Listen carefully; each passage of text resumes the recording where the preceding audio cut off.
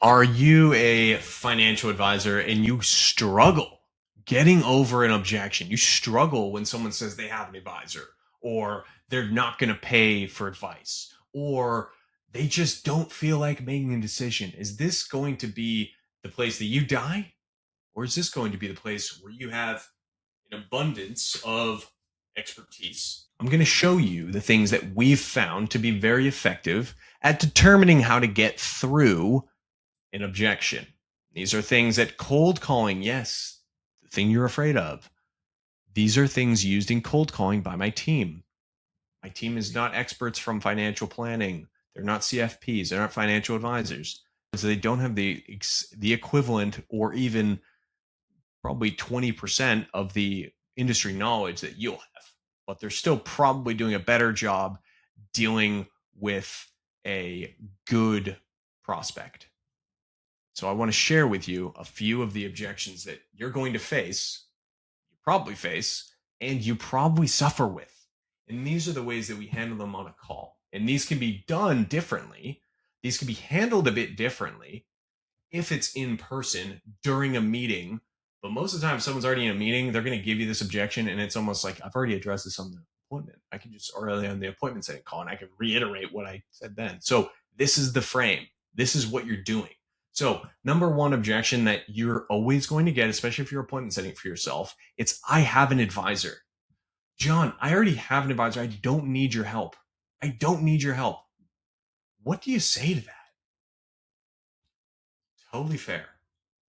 You need to placate, because if they bring energy and you bring energy, this is my personal philosophy. If it's combative from a financial advisory sales perspective, you're not going to have success. That's what I've found.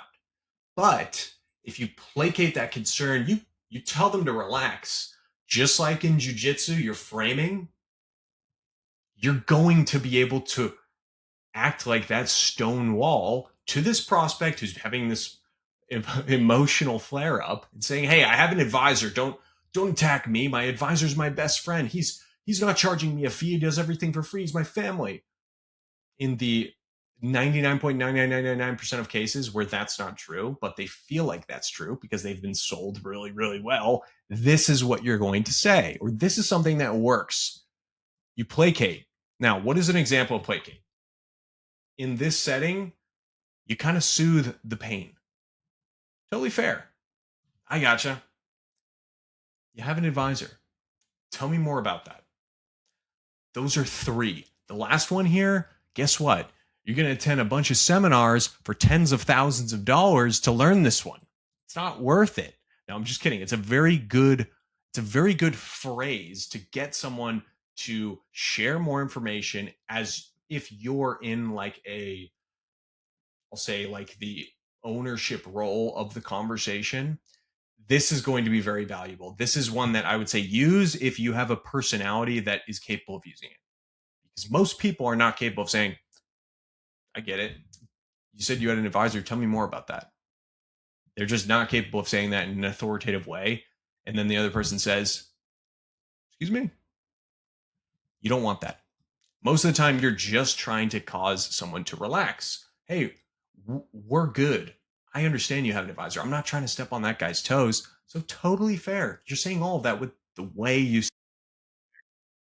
The next thing you do is you move into the questioning, because you want to qualify slash discover and get to know what the real pain point is, what the real issue is, or you want to position what they've said in a way that opens the door for you to dig more into their life. So you dig in with, do you feel like your advisor is best at mitigating taxes or making sure you buy the best stocks in the market?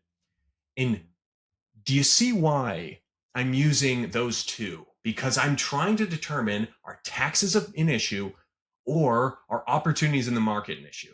If I can. It might not be that he's revealing exactly what's going on at this point, but this is an objection handling framework. This is the thing that you can always turn to and say, hey, what's going on in this person's life? I know they're telling me they have an advisor, but I need to discover what is really going on, Because if the biggest thing is that they have an advisor, chances are the advisor's helping them. What they're doing, what they're saying is, my advisor does a good job. I value what that person is doing. What is that person doing is the next question. But you can't say that. You cannot say that because that's going to be so obvious. Instead, you can rely on something that uses a little bit more tact, which I'm sharing with you right now. My own 7-figure RIA, we help advisors grow and scale with qualified appointments, month in, month out, week in, week out.